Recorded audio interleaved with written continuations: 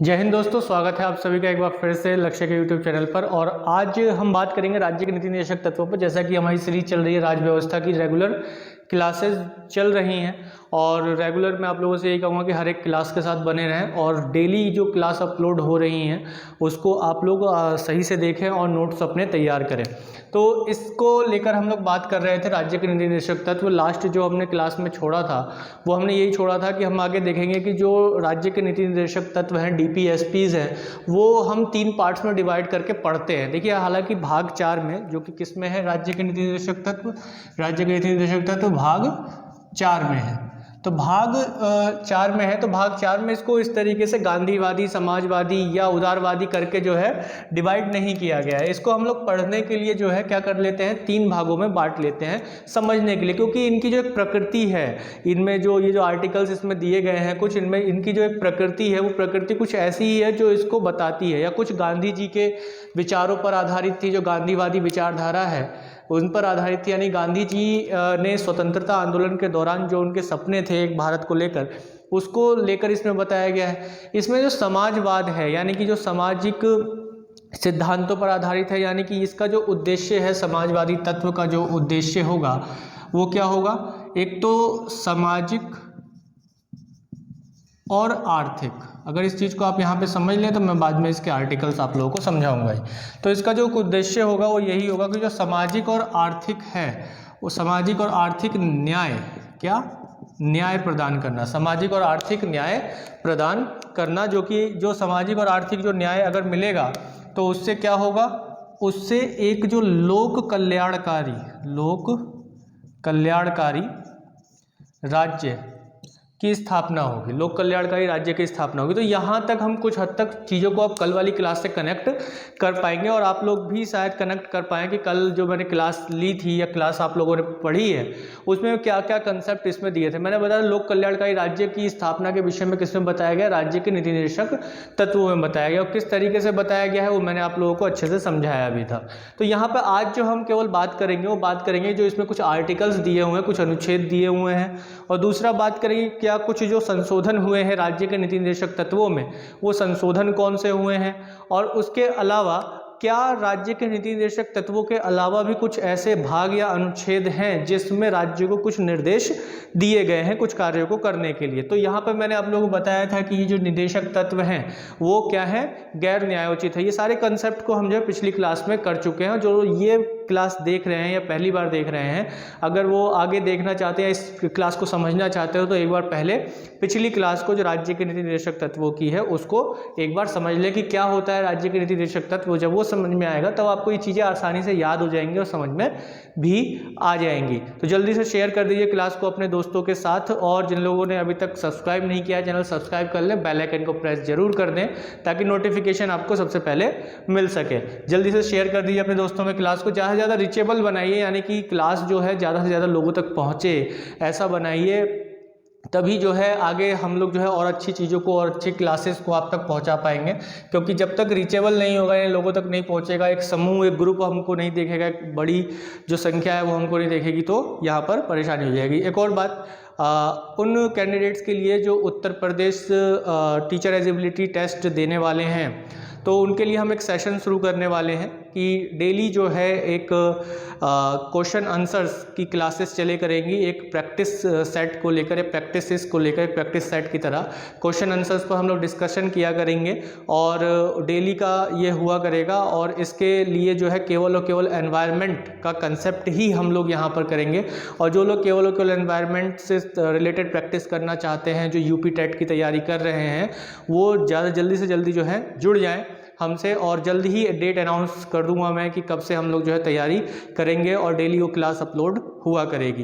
तो आप लोगों से बस यही सहयोग है कि जो भी आपके चीज़ परिचित हो, जानना चाहते हैं या UP टेट की तैयारी कर रहे हैं और उनका एनवायरनमेंट में कन्फ्यूज़न रहता है या एनवायरनमेंट को लेकर तैयारी नहीं है अच्छी, तो हम उस तैयारी को जो है अच्छे से करने की कोशिश करेंगे क्वेश्चन आंसर्स के थ्रू। जैसे कि हर एक टॉपिक के एंड में हम लोग करते हैं क्वेश्चन आंसर, वैसे ही हम लोग क्वेश्चन आंसर्स के थ्रू जो है करने की कोशिश करेंगे। और मैं आप लोगों को बता दूंगा कि कौन सी बुक हमें जो है प्रेफर करनी है या कौन सा प्रैक्टिस सेट अगर आप लोगों को कोई चाहिए तो वो भी मैं आप लोगों को जल्द ही बताऊंगा देखकर, जब ये शॉप्स वगैरह खुल जाए। हम लोग जानते हैं कि अभी जो लॉकडाउन वगैरह लगा हुआ है और उत्तर प्रदेश में 17 तारीख तक एक्सटेंड हो गया है, तो हम उस पर आगे बात करेंगे। जल्दी मैं आप लोगों को डेट बताऊंगा यूपी टेट की तैयारी को लेकर। चलिए तो फिलहाल अभी इस पर बात कर लेते हैं कि जो गांधीवादी तत्व हैं या जो गांधीवादी विचारधारा है वो क्या कहती है। देखिए मुख्य रूप से जो गांधीवादी तत्व हैं या गांधीवादी जो राज्य के नीति निर्देशक तत्व हैं जो हैं, उसका आधार क्या रहा? उसका आधार रहा गांधी जी। महात्मा गांधी जो थे, महात्मा गांधी के जो विचार थे वो इसका आधार रहा। महात्मा गांधी ने अपने राष्ट्रीय आंदोलन के दौरान जो है ये चाहा कि जब हम आज़ाद होंगे तो हमारे पास जो हमारे ग्रामीण क्षेत्र हैं उनका विकास जरूरी है। महात्मा गांधी का ये मानना था कि देश का विकास तभी हो सकता है जब ग्रामीण का विकास हो, गांव का विकास हो, क्योंकि देश जो है या जो शहर हैं वो गांव से ही बने हैं। अगर गांव विकसित होंगे तो देश अपने आप ही विकसित होगा, ऐसा गांधी जी का मानना था। तो उन्होंने अधिकांश जो उनकी विचारधारा थी, उनके जो विचार थे, उनके विचारों में ग्रामीण क्षेत्र ही ज़्यादा झलकता था। और इसके साथ साथ उनके विचारों में ये बात भी झलकती थी कि कैसे जो एक समाज का दुर्लभ या गरीब वर्ग है या जिसको निम्न जातियों के रूप में देखा जाता था समाज में, उनके साथ जो दुर्व्यवहार है उसको कैसे एक समानता मिले, इस चीज़ का भी उन्होंने खासा जोर दिया। जैसे कि हम जानते हैं उन्होंने अपने राष्ट्रीय आंदोलन के दौरान हरिजन संघ की स्थापना की थी और हरिजन नाम दिया था वंचित वर्गों को, दलित वर्ग को। तो वो कंसेप्ट भी हमें यहाँ पे देखने को मिलेगा। इसके साथ ही गांधी जी ने लगातार नशीली दवाओं पर रोक लगाने की भी बात की, शराब पर पाबंदी लगाने की भी बात की थी। तो ये सारी चीज़ें, और इसके साथ साथ गांधी जी पशु बलि के विरुद्ध थे और उन्होंने ये भी कहा कि जो दुधारू पशु हैं या गाय या बछड़ा है उनको बलि ना दी जाए। तो ऐसे कुछ जो विचारधाराएं थी वो गांधीवादी विचारधारा थी। अगर हम इसको एक एक करके समझें तो अनुच्छेद 40 जो आर्टिकल 40 है, अनुच्छेद 40 जो है, जो राज्य के नीति निर्देशक तत्वों का है, वो इस बात को बताता है कि राज्य क्या करे कि गांवों में ग्राम पंचायत की स्थापना करे और उनको कुछ स्वायत्तता प्रदान करे, कुछ क्या दे, स्वायत्तता प्रदान करे, ऑटोनॉमस प्रदान करे। ऐसा जो है किसमें कहा गया? अनुच्छेद 40 में, आर्टिकल 40 में। अभी तक तो ये जब हम देखते हैं कब तक, 1992 तक, 1992 तक राज्य के नीति निर्देशक के रूप में थे कौन? ग्राम पंचायत। 1992 में क्या किया गया? 73वां संविधान संशोधन किया गया, 73वां संशोधन किया गया था। और 73वें संशोधन के बाद हम देखते हैं कि क्या आता है? 73वें संशोधन के बाद ग्राम पंचायतों को क्या संवैधानिक दर्जा दे दिया जाता है, संवैधानिक दर्जा प्रदान कर दिया जाता है। तो हम लोग जानते हैं कि उससे पहले तक जो है ये क्या है? राज्य के नीति निर्देशक तत्वों के रूप में रहा था कौन? पंचायती राज की जो व्यवस्था थी वो। तो उससे पहले जब तक इसे संवैधानिक दर्जा नहीं मिला था तो हम लोग जानते हैं कि राज्य के नीति निर्देशक तत्व क्या थे? राज्य के नीति निर्देशक तत्व यही थे कि एक ऐसा चेक, जैसा केटी शाह जी के शब्दों में कहा जाए कि ऐसा चेक जिस पर अगर बैंक चाहे तो ही पैसा देगा, नहीं तो नहीं। ऐसे ही राज्य के नीति निर्देशक तत्व थे कि पंचायतों की स्थापना करना या ना करना वो राज्य के ऊपर निर्भर था और ये गैर न्यायोचित है, तो इसको लेकर कोई भी जो है कोर्ट में नहीं जा सकता था। यानी कि अगर राज्य की मर्जी होती थी तो गांव में चुनाव होते थे, एक प्रॉपर बैलेंस बनता था, स्वायत्तता मिलती थी, तो ऐसा होता था। लेकिन इसका जो बात की गई थी तो इसको किस में डाला गया था? अनुच्छेद 40 में डाला गया था, गांधीवादी तत्व के रूप में डाला गया था, गांधी जी के विचारों से लिया गया है। हालांकि ग्राम पंचायतों की स्थापना को लेकर प्रयास बहुत पहले से शुरू हो गए थे। जब हम लोग सेल्फ गवर्नमेंट, लोकल गवर्नमेंट को पढ़ेंगे, स्थानीय स्वशासन के विषय में पढ़ेंगे, तब इसके बारे में डिटेल से बताऊंगा कि कौन कौन सी आयोग, कौन कौन सी संस्थाएं इससे किस आयोगों की, किन किन आयोगों की अनुशंसा पर यह बना।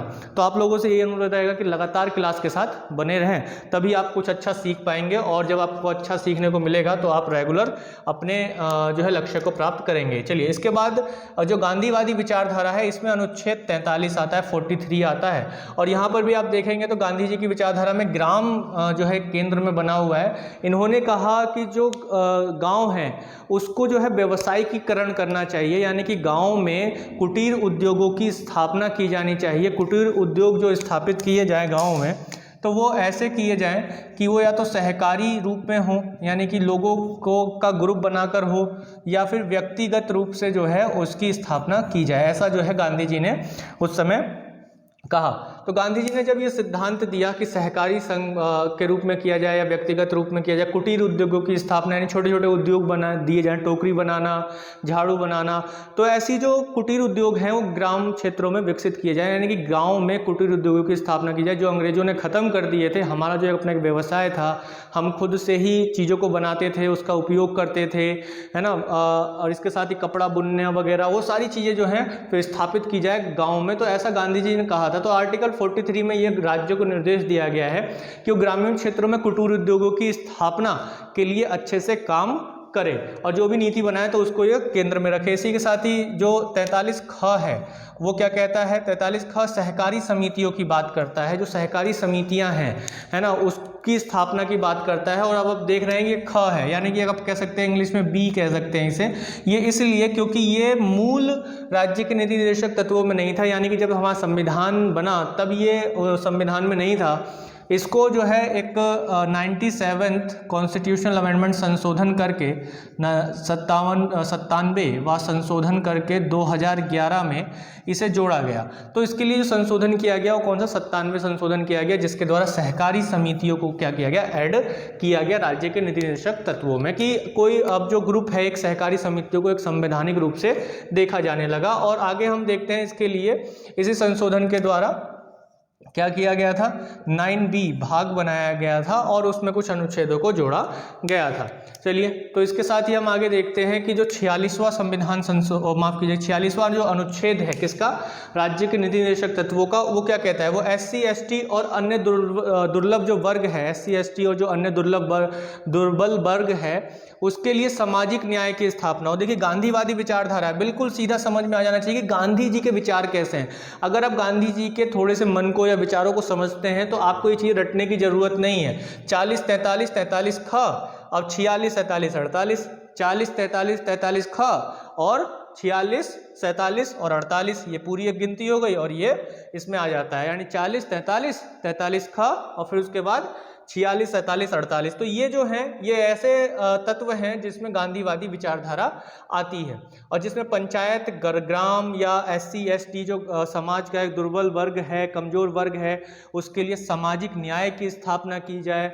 ऐसी विचारधारा किसकी हो सकती है, गांधी जी की हो सकती है मुख्य रूप से। तो यहाँ पर जो अनुच्छेद 46 है उसमें इस चीज को देखा गया, शामिल किया गया। इसके साथ ही जो 47 है वो ये कहता है कि जो नशीली दवाएं हैं या मदिरा है, नशीली दवाएं उनका या किसी भी तरीके के ड्रग का उपयोग जो चिकित्सा से अलग है वो नहीं किया जाना चाहिए। यानी कि मेडिकल में तो हो वो तो ठीक है, क्योंकि मेडिकल में उसका एक सही उपयोग होगा नशीली दवाओं का, लेकिन अगर उसका उपयोग नशा करने के लिए किया जाता है तो उन सब पर प्रतिबंध लगाया जाना चाहिए। नशीली दवाओं, मदिरा यानी कि शराब पर प्रतिबंध लगाया जाना चाहिए। तो आप लोग देखते हैं कि जो राज्य के ऊपर निर्भर करता है कि वो शराब पर प्रतिबंध लगाए या ना लगाए, चाहे वो संघीय राज्य हो, केंद्र का हो या फिर किसका हो, केंद्र का हो या फिर राज्य स्टेट्स का हो। तो आप लोग देखते हैं कि ऐसे कई राज्य हैं भारत में, या मुख्य रूप से अगर देखा जाए उदाहरण के रूप में 2 राज्य आप देख सकते हैं, जैसे कि गुजरात है और एक बिहार है।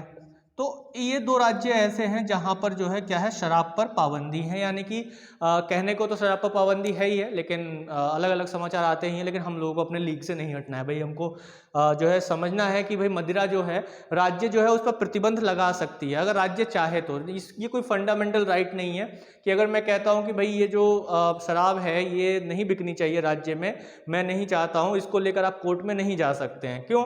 क्योंकि ये राज्य के ऊपर निर्भर करता है। अगर राज्य को लगता है कि भाई लगा देना चाहिए, रोक लगा देनी चाहिए, हम अपने यहाँ नहीं बिकने देंगे शराब को, इससे नुकसान होता है, लोगों के स्वास्थ्य पर नुकसान होता है, या फिर कहा जा सकता है कि भविष्य जो आने वाली पीढ़ी है उसको गलत आदत लगती है, तो इस चीज़ को लेकर आप बैन लगा सकते हैं। लेकिन अगर हम यहाँ पर देखें तो शराब से एक बड़ा रेवेन्यू भी जनरेट होता है जिसका नुकसान राज्य को होता ही होता है। तो यहाँ पर गांधी जी की क्या विचारधारा थी? गांधी जी की विचारधारा था कि भाई शराब पर जो है प्रतिबंध लगा दिया जाए। तो इसको जो है राज्य के नीति निर्देशक तत्वों में रखा गया। मान लीजिए कि फंडामेंटल राइट होता, क्या होता? फंडामेंटल राइट होता ये कि शराब जो है आप प्रतिबंध ना लगाना, यानी कि लोगों का शराब पीना फंडामेंटल राइट होता, तब क्या होता है ना, तब तो आप कोर्ट में चले जाता, कोई पीने वाला व्यक्ति होता, राज्य पाबंदी लगा देती और क्या होता, कोर्ट में चला जाता कि सुप्रीम कोर्ट महाराज ये जो क्या किए हैं, हमारा फंडामेंटल राइट का वायलेशन कर दिए हैं, हमारा शराब पीना जो है फंडामेंटल राइट है, मूल अधिकार है, उसको कैसे बंद कर सकते हो। तो इस कारणवश भी जो है, एक तो इसको फंडामेंटल राइट तो बनाया ही नहीं गया है, वो तो मैं आपको एक उदाहरण के रूप में समझा रहा हूँ। लेकिन यहाँ पर मदिरा पान और नशीली दवाओं ड्रग्स वगैरह इसका उपयोग जो अगर चिकित्सा से अलग होता है, अल्कोहल का यूज चिकित्सा से अलग होता है, तो उस पर प्रतिबंध लगाने के लिए आर्टिकल 47 में गांधी जी की विचारधारा में हमें देखने को मिलता है। तो 40, 43, 43 ख, 46, 47 अब आते हैं 48 पर। तो 48 में जो बोला गया है, 48 में 48 में जो बोला गया है वो क्या बोला गया है, इन्होंने गांधी जी अहिंसावादी थे हम लोग जानते हैं। तो उन्होंने क्या किया, गाय बछड़े या जो दूध देने वाले पशु हैं, जो भी दूध देने वाले पशु हैं, उनकी बलि पर रोक लगाने की बात इन्होंने की कि ऐसा कोई भी पशु जो दूध देता है या गाय है बछड़ा है गौवंश है उसकी बलि पर प्रतिबंध लगेगा, उसको कोई जो है बलि नहीं दे सकता है। ऐसा इसको गांधी जी की विचारधारा में उन्होंने देखा जाता है। गांधी जी ने ये विचार अपने कभी प्रकट किए थे, तो उसको राज्य के नीति निर्देशक तत्वों में डाल दिया गया। अब राज्य के ऊपर निर्भर करता है कि वो इनकी बलि पर प्रतिबंध लगाए या ना लगाए। जैसे कि अक्सर हम देखते हैं उत्तर प्रदेश में गौवंश की हत्या करना जो है अपराध की श्रेणी में आता है। तो यहाँ पर क्या है कि उत्तर प्रदेश राज्य ने इन पर जो है प्रतिबंध लगा दिया है कि इनकी हत्या नहीं की जाएगी या इनकी बलि नहीं दी जाएगी। तो ऐसा हर किसी राज्य के ऊपर निर्भर करता है कि वो इस पर काम करे तो उसकी मर्जी, या ना करे तो ना करे, जैसे केटी शाह जी ने बताया था। तो ये हमने देखा अनुच्छेद 40, 43, 43 ख, 46, 47 और 48। 40 में ग्राम पंचायतों के बारे में बात की गई है। सीधी सी बात है, एक बात जो अगर हमसे ये पूछा जाता है कि संविधान के भाग 4 के किस अनुच्छेद में ग्राम पंचायतों की बात की गई है, तो अनुच्छेद 40 में बात की गई है। बहुत से लोग कंफ्यूज होते हैं इस चीज़ को लेकर कि एक तो जो भाग 9 है उसमें ग्राम पंचायतों के बारे में बात की गई है, 40 में की गई, उसमें तो बाद में लाया गया, और इसमें जो है पहले से ही शामिल था। जब से हमारा संविधान बना है तब से ये था कि यहाँ से संशोधन करके क्या किया गया कि उसे एक संवैधानिक दर्जा अलग एक भाग के रूप में और कुछ एक अलग अनुसूची बनाई गई और एक अलग अनुच्छेदों का एक दायरा उसको दिया गया। ऐसे कुटीर उद्योगों की स्थापना करना, यानी कि बढ़ावा देना कि जो बुनकर हैं या जो कपड़ा बुनने वाले लोग हैं उनको एक तरीके से बढ़ावा देना, जो छोटे छोटे काम करते हैं तो उनको बढ़ावा देना, जो गाँव में ग्रामीण क्षेत्रों में एक उद्योग की भावना को बढ़ाना, सहकारी समितियाँ जिसको 97 संशोधन द्वारा संवैधानिक दर्जा दिया गया और 43 ख में जोड़ा गया। SC ST और अन्य जो दुर्बल वर्ग है, कमजोर वर्ग है, उसके लिए सामाजिक न्याय। 46, 47 में नशीली वस्तुएं और 48 में जो पशु हैं और जो खासतौर पर दूध देने वाले हैं और गौवंश हैं उनकी बलि पर जो है पूरी तरीके से प्रतिबंध लगाने की बात इसमें कही गई है। और ये सारी चीज़ें जो हैं गैर न्यायोचित हैं, इनको लेकर आप जो है सुप्रीम कोर्ट में नहीं जा सकते या उच्च न्यायालय में नहीं जा सकते कि इनका वायलेशन हो रहा है, तो इन पर आप लोग कोई भी तरीके की रिट जारी नहीं करवा सकते हैं। तो ये चीज़ें जो है हमें यहाँ पर देखने को मिलती हैं, और कि ये सब क्या है, राज्य के नीति निर्देशक तत्व हैं, इनको जो है मूल अधिकारों में नहीं रखा गया, लेकिन एक तरीके से लोगों के एक अधिकार के रूप में भी इसे देखा जाता है और एक लोक कल्याणकारी राज्य की स्थापना के लिए इन चीज़ों को समझा जाता है। तो इसी के साथ ही अब हम लोग जो है बात कर लेते हैं किसकी, समाजवादी जो तत्व हैं उनकी जो है अब हम लोग बात कर लेते हैं कि करके कौन कौन से अनुच्छेद हैं उसमें और क्या क्या चीज़ों को उसमें बताया गया है। तो यहाँ तक जो है आप लोग चाहे तो नोट डाउन कर लीजिए, स्क्रीनशॉट ले लीजिए, ठीक है। मैं अब इसको जो है रफ कर देता हूँ। तो इसके बाद हम बात कर लेते हैं किस पर, जो समाजवादी तत्व हैं, समाजवादी जो विचारधारा है उस पर अब हम लोग जो है बात कर लेते हैं एक एक करके कि कौन कौन से ऐसे अनुच्छेद हैं जो समाजवादी। देखिए समाजवादी विचारधारा में क्या होगा कि कोई लोक कल्याणकारी राज्य की स्थापना हो रही हो या समाज की स्थापना हो रही है, यानी कि समाज में इक्विलिटी आ रही हो, संसाधन एक समान रूप से हो, लोगों को समान कार्य के लिए समान वेतन दिया जाए, ऐसे कुछ भावनाएं निकल के आ रही होंगी। आप इनके सेंस को समझिए, आप जब आप इनके सेंस को समझ जाएंगे तो अपने आप ये अनुच्छेद भी याद हो जाएगा और उसका वो तत्व कौन सा है, कौन सी विचारधारा है ये भी। देखिए अक्सर एक प्रश्न ऐसे भी उठता है कि कुटीर उद्योगों की स्थापना, ग्राम में ग्रामीण क्षेत्रों में कुटीर उद्योगों की स्थापना निम्न में से राज्य के नीति निर्देशक तत्व का कौन सा तत्व आता है या कौन सी विचारधारा को प्रकट करता है, तो गांधीवादी विचारधारा को प्रकट करता है। तो ऐसे ही जो है समाजवादी को लेकर कि समान कार्य के लिए समान वेतन, यह निम्न में से किस विचारधारा का भाग है तो समाजवादी तत्व का भाग है। तो देखिए यहाँ पर आर्टिकल्स भी मैं बता रहा हूँ और ये भी बता रहा हूँ कि किस सिद्धांत में आता है, क्योंकि ये महत्वपूर्ण बन जाता है। तो चलिए अब आगे देख लेते हैं कि जो समाजवादी तत्व हैं वो क्या। बात कर लेते हैं समाजवादी तत्व की। समाजवादी तत्व जो कि मैंने अभी बताया किसके लिए है, ये लोक कल्याणकारी व्यवस्था को स्थापित करने का काम जो है मुख्य रूप से यही करेगा। क्या करेगा? लोक कल्याणकारी व्यवस्था को, लोक कल्याणकारी व्यवस्था, कल्याणकारी व्यवस्था। चलिए, तो जो लोक कल्याणकारी व्यवस्था है उसको स्थापित कैसे स्थापित करेगा? सामाजिक, आर्थिक और राजनीतिक न्याय को सुनिश्चित करेगा। तो ये न्याय जो है किसमें भी बताए गए हैं, ये न्याय आपको देखने को मिलता है जो प्रस्तावना है ना। प्रस्तावना में भी हमें देख रहे हो संविधान की जो उद्देशिका है, जो मैंने आप लोगों को समझाया है पीछे भी, उद्देशिका में कितने प्रकार के न्याय बताए गए हैं? तो ये 3 प्रकार के न्याय जो हैं बताए गए हैं। तो इनको सुनिश्चित जब किया जाएगा तो क्या होगा कि समाज में एक समानता आएगी, एक निश्चितता आएगी। तो यहाँ पे समाजवादी तत्व जो है, अब इसका सेंस समझिए क्या है कि यहाँ पे समाज में जो है लोगों के बीच में जो असमानता है उसको खत्म करने की बात की गई है। किसमें? जो समाजवादी तत्व है उसमें। तो जो भी कंसेप्ट ऐसा आए जो ये बताए कि समाज में असमानता को खत्म करने की बात की जा रही है, संसाधनों पर एक समान रूप से वितरण किया जाए। कुल मिला के जो अगर समाजवादी विचारधारा की हम बात करें या जो समाजवाद की बात करें तो उसका आप एक सेंस ऐसे निकाल लीजिएगा कि समाजवाद का मतलब होता है कि जो देश के जितने भी संसाधन हैं उस पर नागरिकों का, जो भी नागरिक है, देश का जो नागरिक है, उसका एक समान रूप से उन संसाधनों पर बराबर बराबर अधिकार होता है। तो यहाँ पर जो है सामाजिक, आर्थिक, राजनीतिक न्याय की बात की गई है और इसके साथ ही आय, प्रतिष्ठा और इसकी आय प्रतिष्ठा के जो अवसर हैं, जो सुविधाओं के अवसर हैं, उनके बीच जो असमानता थी उसको खत्म करने की बात की जा रही है इसमें। ठीक है, तो आय, प्रतिष्ठा, अवसर है या किसी भी तरीके का सुविधा है, उसमें अगर किसी तरीके का क्या होता है, आपके साथ भेदभाव होता है, तो उस असमानता को खत्म करने की बात जो है किसमें बोली गई है? राज्य के नीति निर्देशक तत्वों में बोली गई है, जो कि राज्य ये सुनिश्चित करे कि समाज में सामाजिक, आर्थिक और राजनीतिक न्याय हो और इसके साथ ही लोगों के बीच में आय, प्रतिष्ठा, अवसर, सुविधाओं को लेकर किसी भी तरीके की असमानता ना रहे। ये कौन सुनिश्चित करेगा? राज्य सुनिश्चित करेगा। ये करने का वो प्रयास करे या ऐसी वो विधियां बनाए या ऐसे वो नियम बनाए जिसमें इनके बीच जो होने वाली असमानता है ये न्याय मिले और इस तरीके की जो असमानता है वो खत्म हो। और ये राज्य के ऊपर डिपेंड करता है कि वो करे या ना करे। मैं बार बार इस चीज को दोहरा रहा हूं क्योंकि ये जस्टिएबल नहीं है या न्यायोचित नहीं है। चलिए अनुच्छेद 39 की बात करते हैं। 38 में तो ये बात बोली गई है, ठीक है, तो प्रस्तावना के साथ इसे आप लोग ध्यान रख सकते हैं। अनुच्छेद 39 क्या कहता है? जीविक, इसको जो है मुख्यतः 6 भागों में बांटा गया। कितने भागों में बांटा गया है?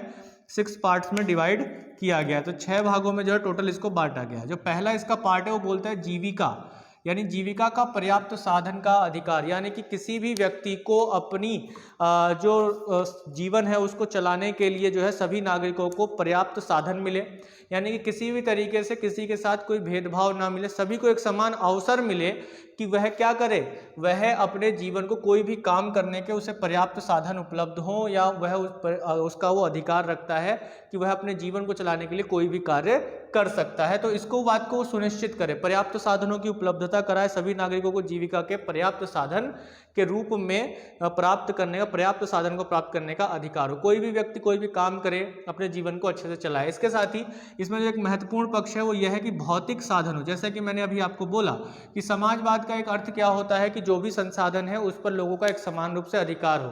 तो 39 में ही क्या बोला गया है?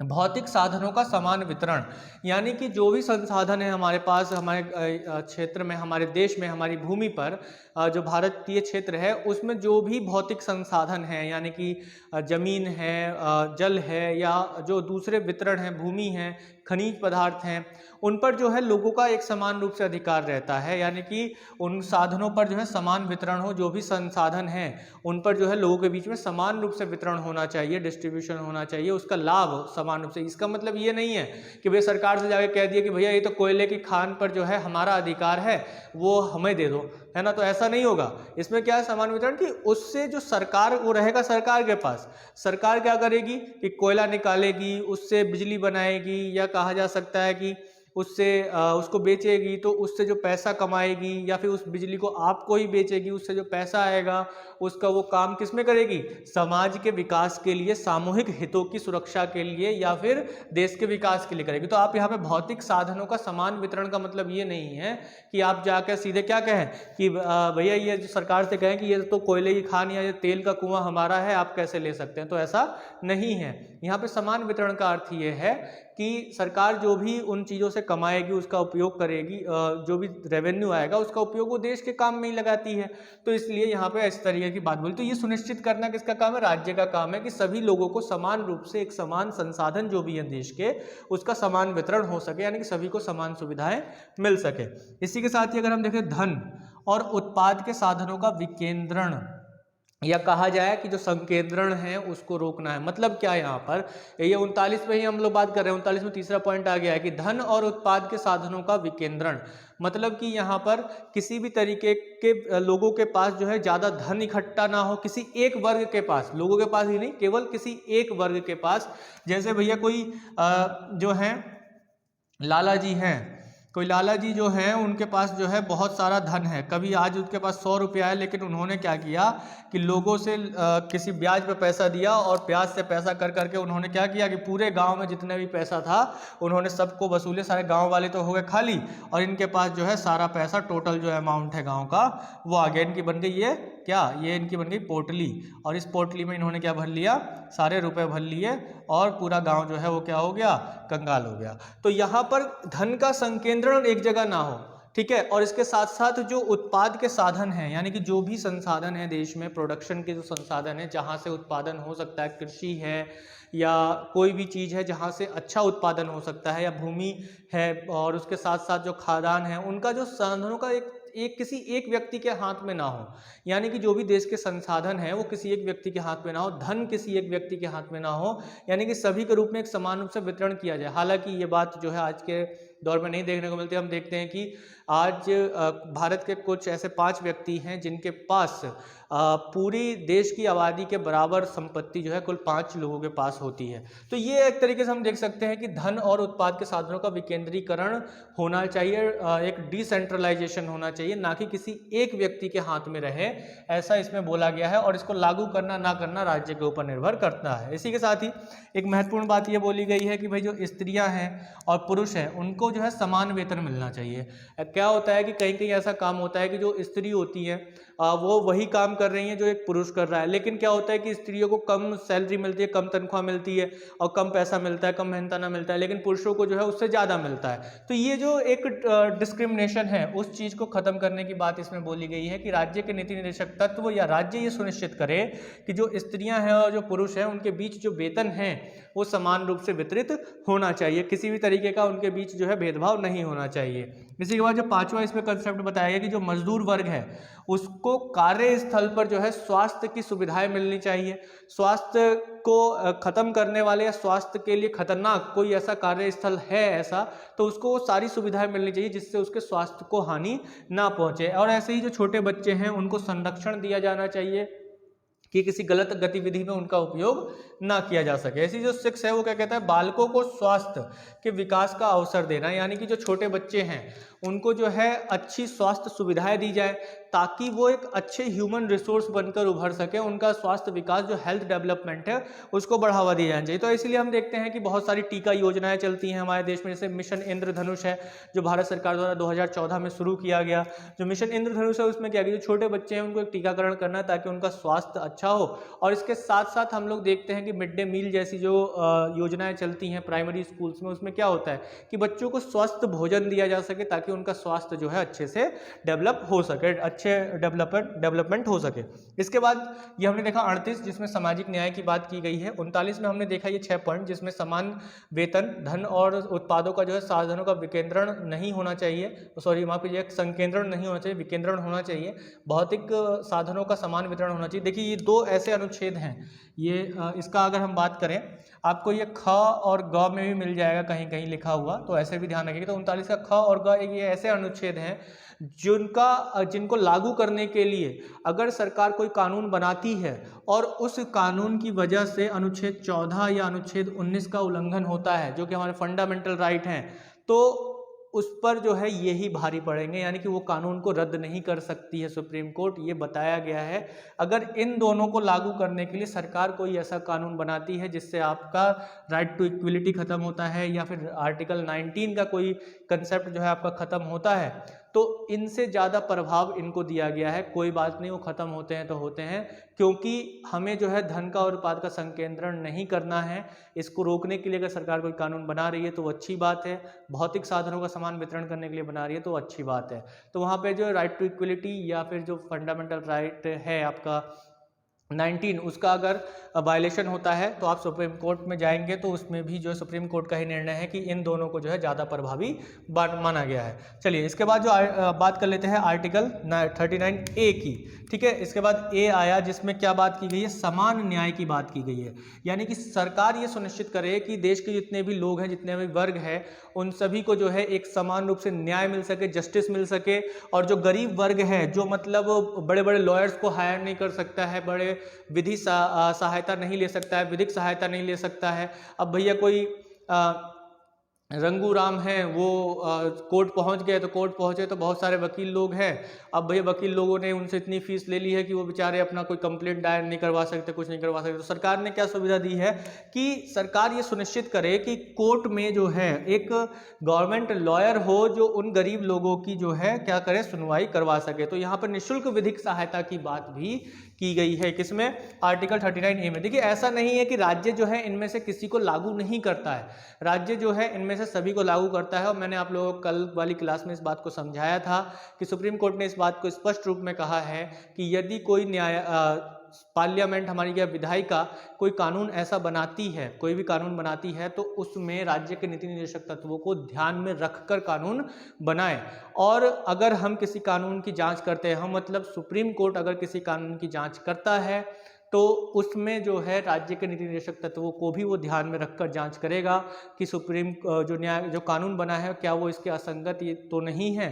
ठीक है, तो इस पर वो बात करेगा। चलिए इसके बाद जो 41 है, ये एक ऐसा था जिसको या कहा जाए कि ये सभी आप जो देख रहे हैं इनमें एक तरीके से ये चीज़ें हैं कि सबको एक सामाजिक बढ़ावा दिया जा रहा है ना, समाजवादी विचारधारा की बात करें। सेंस को समझिए, अगर आप सेंस समझ रहे हैं तो ये सब समझ में आ जाएगा। देखिए 38, 39, 39A, ठीक है, फिर 41, 42, 43, 43A, ठीक है, 38, 39, 39A किसमें है, समाजवादी में। 38, 39, 39A, फिर 41, 42, फिर उसके बाद 43, 43A, फिर 47 आ जाता है। ठीक है, 43 तक एक जैसा है। तो 41 शिक्षा, बुढ़ापे या बेकारी की स्थिति में लोक सहायता प्रदान की जाए। मतलब कि यहाँ पे क्या है कि अगर बुढ़ापा आ गया है, आप बूढ़े हो चुके हैं, बेकार हैं एक तरीके से, यानी कोई काम को नहीं कर सकते हैं, बेकारी है आपके पास, तो उस समय क्या कहा गया, उसमें ये कहा गया है कि सरकार जो है लोक सहायता प्रदान करे। या शिक्षा के क्षेत्र में स्कॉलरशिप, जैसे स्कॉलरशिप होती है ना, स्कॉलरशिप क्या है, वही लोक सहायता है।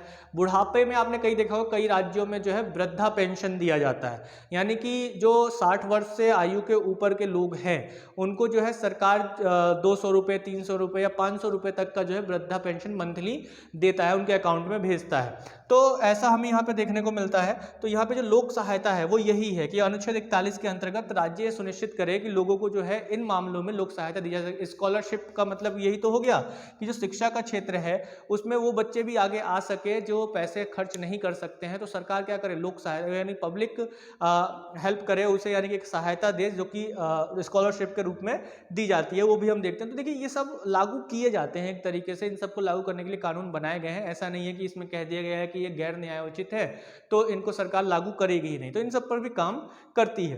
तो इसके बाद जो 42 है, आर्टिकल 42 है, क्या कहता है, प्रसूति सहायता।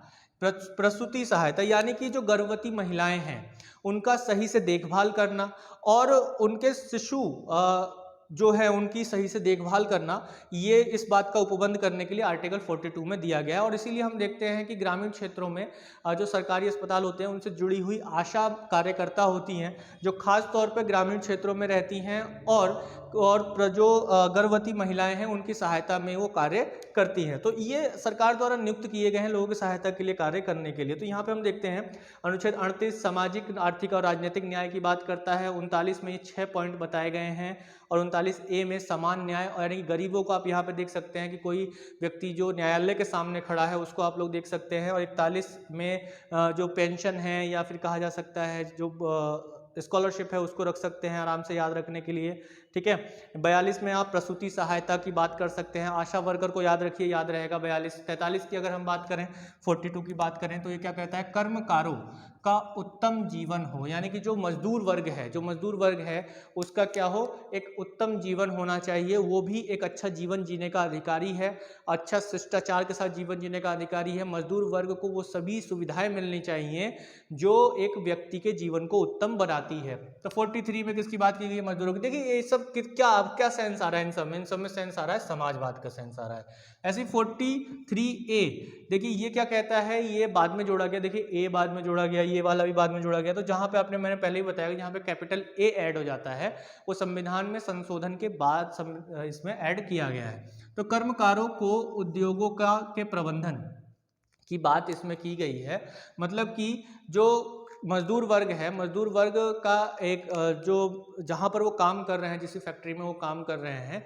उसके मैनेजमेंट में एक क्या होना चाहिए, प्रबंधन होना चाहिए। प्रबंधन मैनेजमेंट में उनका भी जो है मर्जी होनी चाहिए, उनसे भी बात करके कोई पॉलिसी अगर किसके लिए, फैक्ट्री के लिए बनाई जा रही है तो उस मैनेजमेंट की मीटिंग में जो है मजदूर वर्ग का कोई एक प्रतिनिधि उपस्थित होना चाहिए और उसके देख रेख में कोई भी पॉलिसी बनाई जानी चाहिए कि भाई हाँ ये करना चाहिए। अब भाई मान लीजिए मजदूर काम कर रहे हैं 100 किसी फैक्ट्री में और मैनेजमेंट ने अपना एक फैसला कर लिया कि अब जो है भाई हम मजदूरों को छटनी करेंगे और इसकी जगह पर जो ऑटोमेटिक मशीन लगाएंगे। अब ऑटोमेटिक मशीन लगानी है और मजदूरों से पूछा नहीं गया है, तो अब क्या होगा कि अब यहाँ पर जो मजदूर लोग हैं वो हड़ताल पे बैठेंगे या उनकी नौकरी जाएगी, यानी कि अब मजदूरों से नहीं पूछा गया। लेकिन जब मजदूरों का कोई एक प्रतिनिधि जो है उनके साथ मीटिंग में होगा, उनके सामने बात रखी जाएगी कि हम भाई मजदूरों की छटनी करने जा रहे हैं क्योंकि हमें यहाँ पे ऑटोमेटिक मशीन लगानी है जिससे हमारा खर्चा थोड़ा कम होगा। तो अब यहाँ पे विरोध होगा, बात होगी कि बातचीत की जाएगी कि भाई नहीं वो मजदूर क्या करेंगे, उनका क्या होगा, उनके लिए तो कोई एक पॉलिसी ऐसी होनी चाहिए कि आगे उनको कोई रोजगार सृजन हो सके, नहीं तो आप ऑटोमेटिक मशीन लगा देंगे, बाकी के मजदूर कहाँ जाएंगे। तो इन सब चीज़ों, इन सब परेशानियों से को ख़त्म करने के लिए ये किया गया कि भाई राज्य को निर्देश दिया गया कि आप कोई ऐसे कानून लेकर आइए जिसमें इन मजदूरों को जो है एक तरीके से जो उद्योग है, जो इंडस्ट्रीज़ है, उसमें एक प्रबंधन, एक मैनेजमेंट में हिस्सा मिल सके। इसके बाद अगर हम लास्ट देखें जो कि आर्टिकल 47 है, वो क्या कहता है, पोषाहार, यानी कि जो भी न्यूट्रिशंस हैं, कुपोषण का शिकार कोई नहीं होना चाहिए देश में, कुपोषण को ख़त्म करना है, उसके लिए सरकार काम करे। और इसके साथ ही लोगों का जो जीवन स्तर है ना, जो लाइफ स्टेटस है, उसको ऊंचा करने के लिए बात की गई है। तो हमने इसमें बात की टोटल 8 अनुच्छेदों की, जिसमें अनुच्छेद 38 सामाजिक न्याय की बात करता है, अनुच्छेद 39 जीविका के पर्याप्त साधन, भौतिक साधनों का समान वितरण, धन और उत्पादों का संकेंद्रण को रोकना, स्त्रियों और पुरुषों के समान वेतन, कर्मकारों के स्वास्थ्य, बालकों का संरक्षण, यानी कि जो मजदूर वर्ग है, बालकों के स्वस्थ विकास की बात करता है, जो कि अनुच्छेद 39 में 6 पॉइंट बताए गए हैं। अनुच्छेद 39A में सामान्य न्याय और गरीबों के निःशुल्क विधिक सहायता की बात की गई है। वैसे 41 में जो स्कॉलरशिप है या पेंशन है उसकी बात की गई है। और इसमें जो मैंने बताया भी, आशा कार्यकर्ता को आप याद रख सकते हैं, तो प्रसूति सहायता का उपबंध बताया गया है। 43 में क्या कहा गया है कि जो मजदूर वर्ग है, और 43A में भी मजदूर वर्ग के बारे में बात की गई है, तो आपको आराम से ध्यान रह जाएगा। 47 में जिसकी जो बात की गई है वो पोषाहार, जीवन को एक अच्छा और बताने की और अच्छा भोजन करने की और जीवन को उच्च स्तर पर ले जाने की बात को की गई है कि सरकार ऐसे काम करे कि लोगों का जीवन जो है ऊंचा हो सके। तो यहाँ तक हमने बात की जो समाजवादी व्यवस्था है। तो देखिए गांधीवादी व्यवस्था को पढ़ते हुए आपके दिमाग में आया होगा कि ये गांधी जी के विचार हैं, ठीक है, क्योंकि ये कुछ इसी तरीके के विचार है जो गांधी जी की सोच थी, समझ थी। समाजवादी व्यवस्था में आप देख रहे हैं कि समाज में एक इक्वलिटी लाने के लिए, जो नीचे का तबका है, जो गरीब वर्ग है, उसको एक उत्तम जीवन देने के लिए एक इक्वलिटी लाने की बात यहाँ पर की जा रही है सभी में। तो आप आराम से ध्यान रख सकते हैं 38, 39, 39A, 41, 42, 43, 43A और 47 आपको आराम से यहाँ पर ध्यान रखना है कि ये किस में क्या चीज़ें। जो महत्वपूर्ण जो सेक्शन है वो 39 वाला बहुत ही महत्वपूर्ण सेक्शन है, मोस्ट इंपॉर्टेंट। मैं यहाँ पे लिख देता हूँ, आप लोग जो है नोट डाउन कर लीजिएगा। ये इंपॉर्टेंट सेक्शन है बहुत ज़्यादा, क्योंकि इससे जो है कई बार प्रश्न उठे हैं और 39A से तो एक बार उठ ही चुका है, कई बार प्रश्न इससे उठा हुआ है। क्लियर है? तो 39 और 39A ये बहुत ही महत्वपूर्ण सेक्शन है समाजवादी व्यवस्था में। गांधीवादी व्यवस्था में मैंने आपको बताया है कि उसमें जो है लगभग सभी सेक्शंस जो है बहुत ही महत्वपूर्ण है, क्योंकि वो लगातार करंट में चल रहे हैं। चलिए यहाँ तक हमने देखा क्या समाजवादी व्यवस्था। अब हम बात कर लेंगे जो उदारवादी व्यवस्था है, तो बात कर लेते हैं उदारवादी व्यवस्था की। तो जो उदारवादी व्यवस्था है उसमें हम देखते हैं कि जो उदारवादी तत्व है किसके, राज्य के निदेशक तत्वों को, तो इसमें एक उदारता की भावना निकल के आएगी। उदारता की भावना मतलब कि सभी लोगों के लिए एक बड़ा सा हृदय जिसने खोल दिया हो, यानी कि राजा महाराजा जैसे उदार कोई राजा हो गया, उसने क्या किया कि सभी जगह के कुएं खुदवा दिए ताकि सभी लोगों को पानी मिल जाए। तो ऐसे ही कुछ उदारवादी तत्व थे। इसने जो है सभी लोगों के लिए एक भावना, यानी कोई एक सेक्शन जो है, कोई एक वर्ग है, उसके लिए क्या किया, एक उदारता की भावना दिखाई, उदारता की भावना दिखाई, दया भावना दिखाई, उसके कल्याण की बात करता है। जैसे कि इसमें सबसे महत्वपूर्ण जो एक सेक्शन आता है आपका अनुच्छेद 44 का आता है, आर्टिकल 44 का आता है, जो कि समान नागरिक संहिता की बात करता है, यूसीसी की बात करता है, यूनिफॉर्म सिविल कोड की बात करता है, यूसीसी यूनिफॉर्म सिविल कोड की बात करता है। कौन? आर्टिकल 44। इसका मतलब ये है कि जितने भी नागरिक कानून हैं देश में, वो सभी के सभी नागरिक कानून क्या हो, सभी लोगों के लिए एक समान होने चाहिए, यानी कि किसी के भी अलग अलग कानून नहीं हो धर्म के आधार पर। जैसा कि हम लोग क्या देखते हैं कि हर एक धर्म का जो एक पर्सनल लॉ होता है, पर्सनल कानून होता है, उसके अपने रीति रिवाज होते हैं, विवाह के अपने तरीके होते हैं, तलाक के अपने तरीके होते हैं, प्रॉपर्टी डीलिंग के अपने तरीके होते हैं, प्रॉपर्टी को एक व्यक्ति से दूसरे व्यक्ति पर स्थानांतरित करने की अपनी अपनी एक अलग अलग विधियां होती हैं। किसी किसी धर्म में तो गोद लेने के ऊपर भी विधि है कि आप जो है इस धर्म, अपने ही धर्म के व्यक्ति को गोद लेंगे, किसी अपने ही धर्म के बच्चे को गोद लेंगे, किसी और को गोद नहीं लेंगे, ऐसे तक की विधियां हैं। जैसे कि अगर इसका एक हॉट टॉपिक बताऊं या फिर बर्निंग टॉपिक अगर मैं आप लोगों को बताऊं, तो इसमें बर्निंग टॉपिक क्या है? ट्रिपल तलाक, यानी कि जो 3 तलाक का मतलब है, तलाक को लेकर जो हल्ला होता है, जो कानून बनने की बात हो रही है, वो इसी के लिए है कि समान नागरिक संहिता, यानी कि जब हिंदू महिलाओं को तलाक लेने के लिए कहाँ कोर्ट में जाने की इजाज़त है, कोर्ट में जाकर वो तलाक ले सकती हैं, अपने तलाक के बाद उनको एक कंपनसेशन मिलने का अधिकार है। तो ऐसा जो मुस्लिम महिलाएं हैं उनको क्यों नहीं? वो ट्रिपल तलाक वाला जो कंसेप्ट है उसको इसमें बोला गया है कि भाई 3 बार तलाक बोलकर ख़त्म कर देना। ऐसी जो घटनाएं हैं उन चीज़ों को ख़त्म करने के लिए जो है समान नागरिक संहिता का होना जरूरी है। तो इसको लेकर सरकार भी काम कर रही है, कोर्ट ने भी इसको लेकर कई बार डिसीजन दिए हैं। तो अभी यदि कोरोना महामारी या कोविड-19 का प्रकोप ना होता तो हो सकता है कि अभी तक ट्रिपल तलाक को लेकर काम बहुत ही आगे बढ़ चुका होता और इस सरकार ने बढ़ा दिया होता, क्योंकि इस सरकार के जो मैनिफेस्टो में था, एक जो घोषणा पत्र है, उसमें भी जो है इस चीज को बताया गया है। तो समान नागरिक संहिता किसमें है? अनुच्छेद 44 में है, बर्निंग टॉपिक है। और इसको लेकर मैं एक बार अलग से जो सेपरेट क्लास दूंगा आप लोगों की, समान नागरिक संहिता एग्जैक्टली है क्या। लेकिन उसके लिए जरूरी है कि आप लोग ज़्यादा से ज़्यादा क्लासेस को शेयर करें अपने दोस्तों में, अपने जानने वालों में, उनसे भी कहें कि आगे वो शेयर करें। जो रीच है, मैं यानी कि एक जो पहुँच है हमारी क्लास की, वो बहुत ज़्यादा लोगों तक होनी चाहिए। तो मैं आपको बहुत ही ऐसे कंसेप्ट आपको देने वाला हूँ जो आपको आसानी से शायद ना मिले कहीं पर, लेकिन आपको बहुत ज़्यादा कुछ जानने को जरूर मिल जाएगा हमारे इस चैनल से, हमारे इस क्लास से। तो बने रहें और ज़्यादा से ज़्यादा शेयर कर दें अपने दोस्तों में। एक बार फिर से मैं बात बोल रहा हूँ, यानी कि शेयर करने के बाद थम्स अप करना ना भूलें। तो रुपेश कुमार और अन्य जो बहुत से लोग हैं जिन्होंने शेयर भी किया है और उन्होंने थम्स अप भी भेजा है, और रुपेश कुमार, उनसे तो मैं कहूँगा कि गाँव में अपने जो है सभी जो कैंडिडेट्स हैं, जो बच्चे हैं, जो तैयारी कर रहे हैं, उनसे भी आप लोग बोलिए कि शेयर करें और सब्सक्राइब करें चैनल को।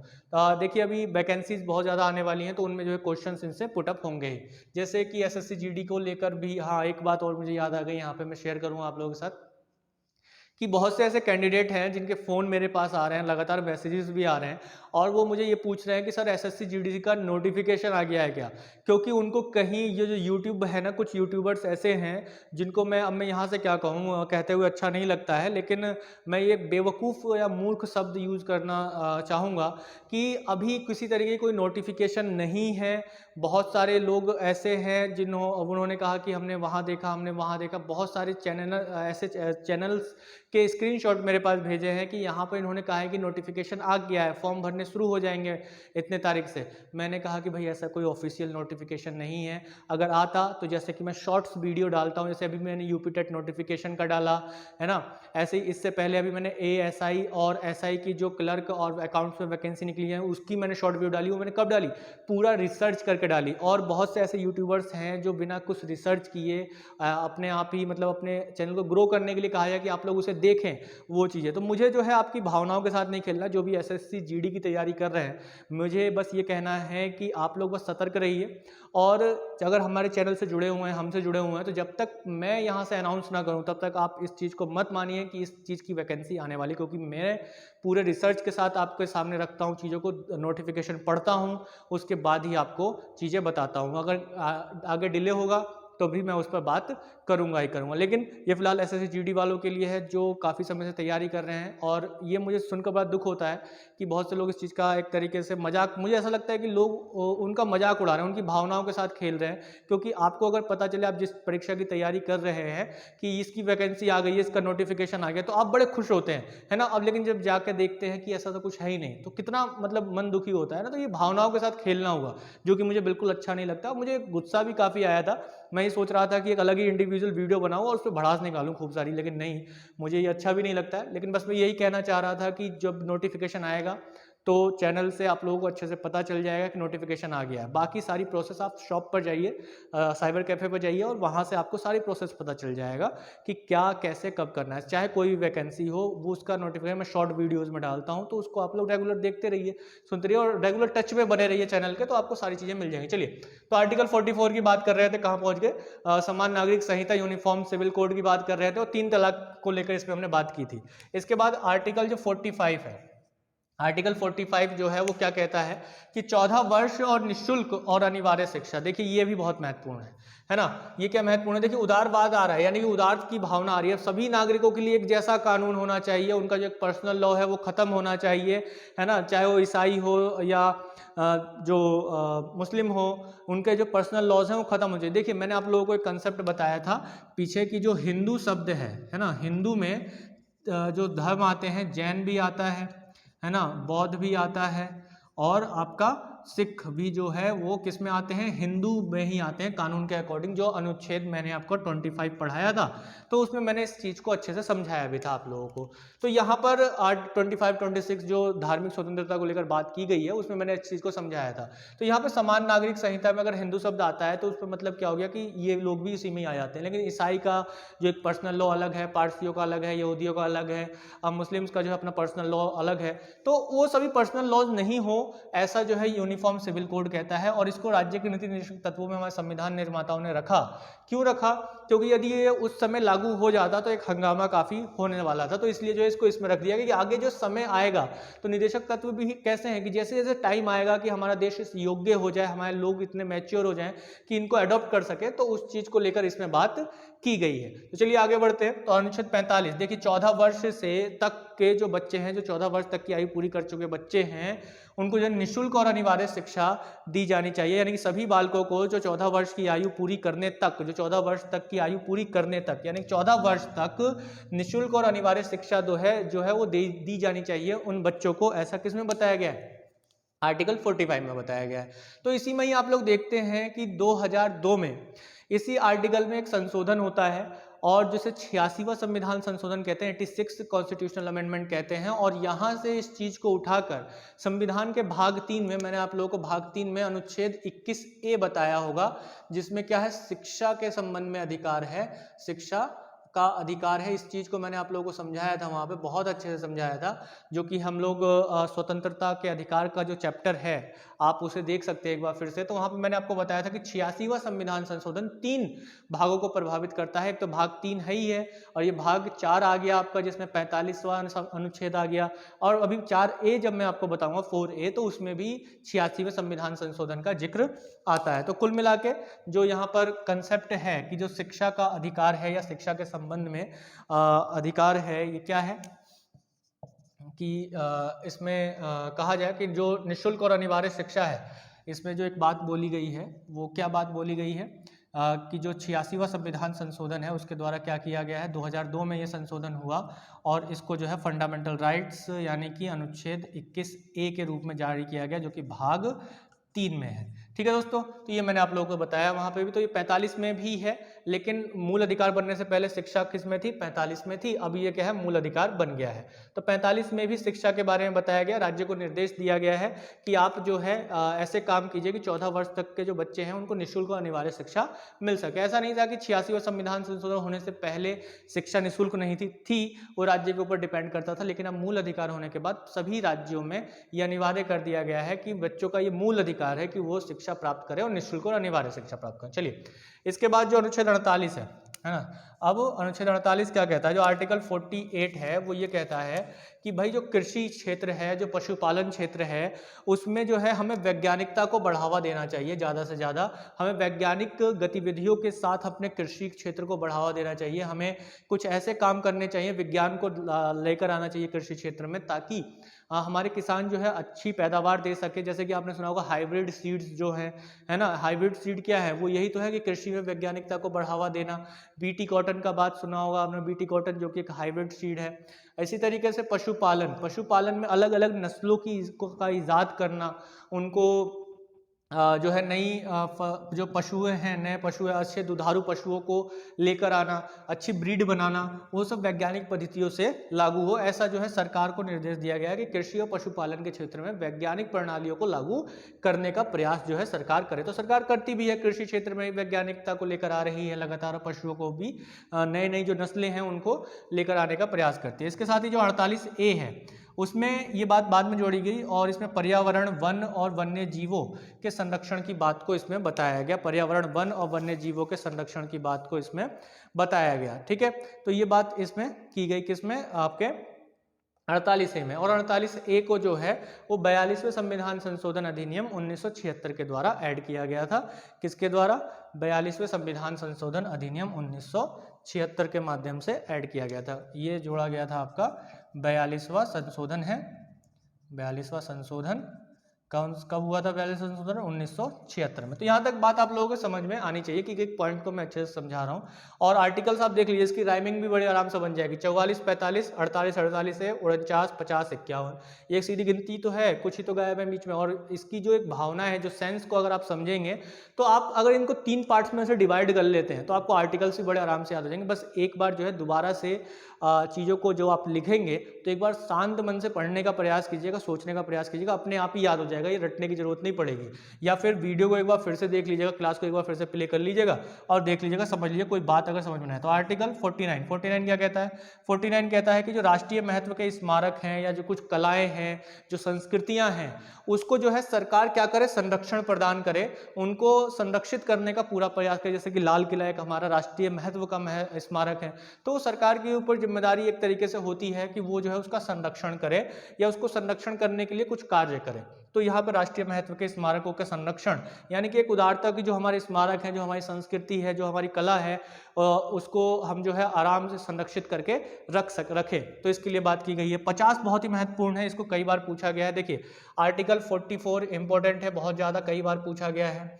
45 को बहुत ज़्यादा पूछा गया है, कई बार पूछा गया है। और 48A को पूछा गया, कई बार इंपॉर्टेंट है ये भी।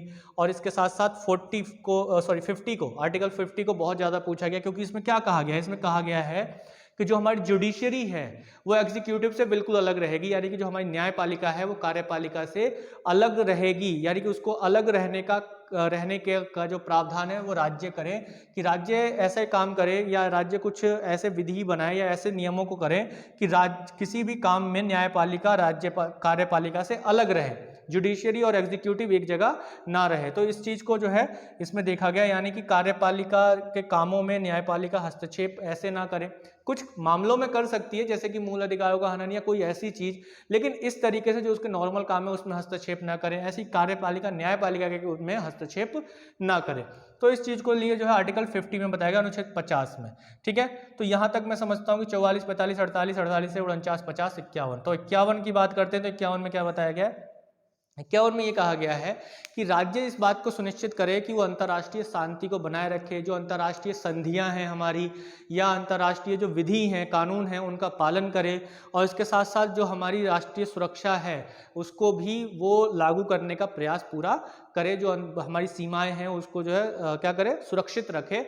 इस चीज़ को बताया गया है। इसमें ही कहा गया है, राज्य को निर्देश दिया गया है हमारे संविधान के द्वारा, राज्य के नीति निर्देशक तत्वों के द्वारा भाग 4 में। तो अभी तक आपने देखा कि हमने जो है आर्टिकल 36 to 51 को कवर किया है। 36 और 37 में क्या है वो मैंने आपको पहले ही बता दिया। 36 में क्या है, स्टेट डेफिनेशन है, राज्य की परिभाषा है, राज्य की क्या है, परिभाषा है। और 37 में मैंने आपको बता दिया कुछ जो राज्य के डीपीएसपी है, राज्य के जो निदेशक तत्व हैं, उनके जो प्रकृति है, क्या है, प्रकृति, और जो उसका स्वभाव है उसके बारे में, उसका महत्व के बारे में भी बताया गया है। किसमें, आर्टिकल 37 में, कि गैर न्यायोचित हैं ये, और इसको पे जो ये गैर न्यायोचित हैं और इस पर जो दूसरे महत्व क्या है उस चीज़ को समझाया गया 37 में। उसके बाद जो 38 से हमने शुरुआत की और हमने देखा कि 38 किस में आएगा, किस भाग में आएगा, वो समाजवादी में है। क्यों? क्योंकि उसमें सामाजिक आर्थिक न्याय की बात की गई है। ठीक है, 39 भी उसी में ही आएगा। तो ये कंसेप्ट जो है आप लोगों को ध्यान में रखना है कि कौन से गांधीवादी हैं, कौन से एक तरीके से समाजवादी हैं, कौन से उदारवादी हैं। तो आप लोग को मुझे लगता है कि यहाँ तक जो है क्लियरिटी इसमें आ गई होगी। इसके साथ ही अगर हम लोग देख लें कि जो इसके अलावा अगर कुछ और जो संविधान के ऐसे अनुच्छेद हैं, 3 ऐसे अनुच्छेद हैं जो राज्यों को और दूसरे निर्देश देते हैं, हालांकि वो भी गैर न्यायोचित हैं। वो कौन कौन से अनुच्छेद हैं उस पर हम लोग बात कर लेते हैं। चलिए, तो यहाँ पर हम जब उसकी बात करते हैं तो ऐसे 3 अनुच्छेद हैं जो राज्यों या कहा जाए कि सरकार को एक तरीके से निर्देश प्रदान करते हैं। जैसे कौन कौन से अनुच्छेद हैं, एक तरीके से जो पहला एक जो आर्टिकल होगा तो इसमें क्या बोला गया है, SC और ST को सेवाओं में बराबरी देना, सेवाओं के दावों में सेवाओं के दावों को बढ़ावा देना। तो ये जो बताया गया है, ये किस में बताया गया है, ये बताया गया है जो संविधान का भाग 16 है उसमें अनुच्छेद है आर्टिकल 335। इसमें निर्देश दिया गया है कि जो सरकार है वो ये सुनिश्चित करे कि जो SC और ST है वो जो सर्विसेज है उनमें वो अपने दावे कर सके, उनमें वो आगे आ सके। इसके बाद ही जो अगला जो बताया गया है दूसरा जो अगर हम देखें तो वो आता है 17 में, मातृभाषा में शिक्षा की बात करता है। ये किसकी बात करता है, मातृभाषा में शिक्षा की बात करता है। तो मातृभाषा में जो शिक्षा है वो आपका किस में आता है, भाग 17 में आता है। भाग 17 में कहा गया है कि जो राज्य है वो ये सुनिश्चित करे कि जो भाषाई रूप से अल्पसंख्यक वर्ग है उसको उनकी मातृभाषा में जो है शिक्षा उपलब्ध कराई जाए। 17 में जो अनुच्छेद है इसका 350A में इस चीज़ को बताया गया कि ये निर्देश देता है एक तरीके से, ये भी गैर न्यायोचित ही है। तीसरा अगर हम देखें इसमें तो ये आता है कि हिंदी भाषा का विकास, हिंदी, इसमें क्या बताया गया है, हिंदी भाषा का विकास, ये बहुत ज़्यादा महत्वपूर्ण है, हिंदी भाषा का विकास। इसको कई बार पूछा गया है, ये मातृभाषा को और हिंदी भाषा के विकास को। तो ये भी जो है आपका अनुच्छेद 17 भाग 17 में ही आता है, माफ कीजिएगा, भाग 17 में आता है।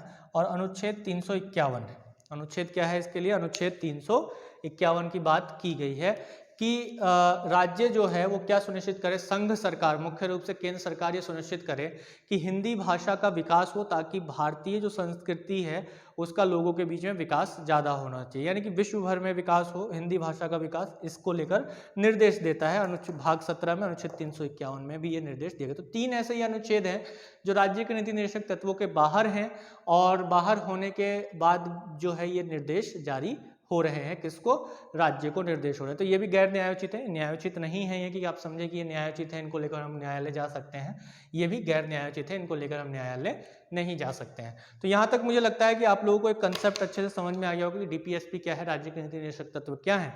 तो अगली क्लास जो हम करेंगे वो अगली क्लास जो होगी वो डीपीएसपी को लेकर जो क्वेश्चन आंसर्स हैं उस पर हम लोग डिस्कशन करेंगे। और आप लोगों ने अगर क्लास पूरी सही से की है, अच्छे से समझा है और नोट डाउन अच्छे से किया है तो रिवाइज कर लीजिएगा, और फिर उसके बाद जो है कमेंट बॉक्स में आप लोग अपने आंसर फटाफट डालते जाइएगा। बहुत अच्छे कुछ लोग परफॉर्मेंस देते हैं अपनी, और रेगुलर डेली क्लास से बने रहिए। देखिए कुछ लोग जो है रोज क्लास नहीं देखते हैं, एक दिन बाद 2 दिन डिले करके देखते हैं।